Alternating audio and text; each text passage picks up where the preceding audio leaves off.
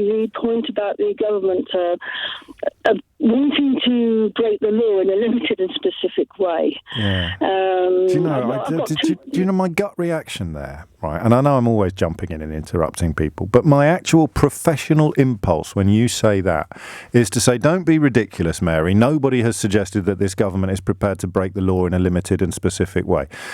But of course, that's like my reflex. That's like someone's hit my brain with a hammer and my knee's jerked. You know, like you hit a knee with a hammer and it jerked. But they have said that. They have categorically said that. The Justice Secretary said that in the House of Commons. So I'm not going to caution you. Carry on. Exactly. Well, I've got 2 points I'd like to make. One's very personal and one's more legal. Okay. As somebody who's lived in Europe for quite a long time, I've always been very proud of the UK. I've not abandoned the UK.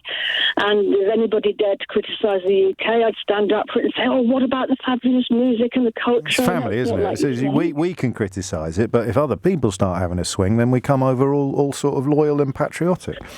But recently, I'm ashamed. Oh. I'm actually embarrassed. I'm really embarrassed about how the government is behaving. I'm embarrassed about this present situation, and I'd rather hide my British accent when I speak French. Hard to do. You sound like something out of Hello, Hello. No, sorry, but I would.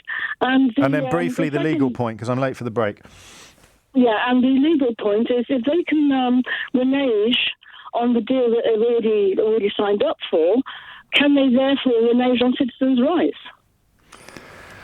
Oh, but I mean, this is, for me, and I've run out of different ways of saying how come people still can't see what we can see, is that if a government reneges on a treaty commitment of such high profile, it doesn't get a higher profile than the thing what won you the election. If they can turn around and say, oh, sorry, we've got to tear that up, then what won't they be prepared to tear up in the future, just as we march out into the world, not just looking for trade deals, but as Mary reminds us, making promises to British citizens living overseas or to EU citizens living here.